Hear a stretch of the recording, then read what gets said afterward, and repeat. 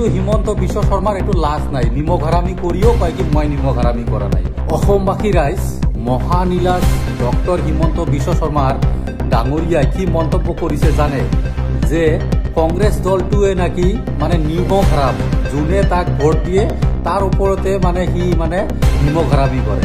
কিন্তু মই প্ৰুভ কৰি দেখাম যে বিজেপি দলটো ইমান ডাঙৰ যে মিছলীয়া আৰু যে নিমখ হাৰাম, এইটো মই প্ৰুভ কৰি দি আছো।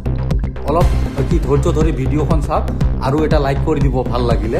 তো কথাটো হ'ল হিমন্ত বিশ্ব শৰ্মাই ক'ব খুজিছে যে হিমন্ত বিশ্ব শৰ্মাক যোনে যোনে ভোট দিছে, যি জাতি জনগোষ্ঠীয়ে ভোট দিছে, এইটো নিমখ হাৰাম কৰা নাই। কিন্তু হিমন্ত বিশ্ব শৰ্মা ডাঙৰীয়া হয়তো পাহৰি গৈছে যে 2014 চনত নৰেন্দ্ৰ মোদী বঙাইগাঁৱত আহি কোচ ৰাজবংশী সমাজৰ মাজত আহি কি কৈছিলে, হিমন্ত বিশ্ব শৰ্মা পাহৰি গৈছে নেকি, যে যদি আমাৰ অসমত বিজেপি চৰকাৰ আহে আৰু কেন্দ্ৰত যদি বিজেপি চৰকাৰ আহে, তেনেহ'লে 6 মাহৰ ভিতৰত অসমত থকা 6টা জনগোষ্ঠীক আমি 6 মাহৰ ভিতৰত জনজাতিকৰণ কৰি দিম। কিন্তু আজিলৈকে বিজেপি ৰাজনৈতিক দলটোৱে আজিলৈকে সেই সমস্যাই হৈ থাকিল, সমাধান আৰু নকৰিল।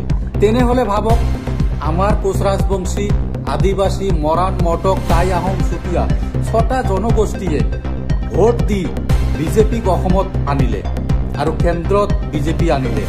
কিন্তু তাৰ পৰিপ্ৰেক্ষিতত কি কৰিলে, 2টা কাৰ্যকাল গ'ল। কিন্তু হিমন্ত বিশ্ব শৰ্মাৰ এইটো লাজ নাই, নিমখ হাৰামি কৰিও কয় কি মই নিমখ হাৰামি কৰা নাই। আপোনাৰ হিমন্ত বিশ্ব শৰ্মাৰ লাজ থকা দৰকাৰ। হা, আপুনি 1 নম্বৰ বিশ্বাসঘাতক কৰে, ঘাতকতা কৰে আৰু আপুনি 1 নম্বৰ নীলাজ মানুহ।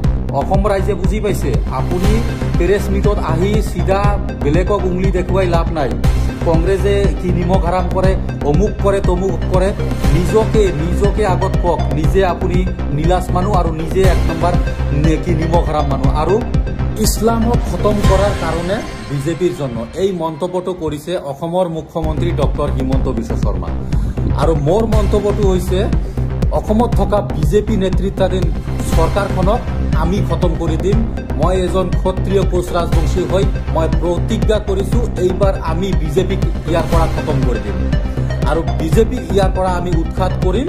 মই নিজৰ শপত খাই কৈছোঁ, এইবাৰ আমি কোচ ৰাজবংশী সমাজে অসমত থকা যিমান জাতি জনগোষ্ঠী আছে, মাইনৰিটি আছে, মুছলিম আছে, সকলোৱে মিলি এইবাৰ আমি বিজেপিক খতম কৰিম।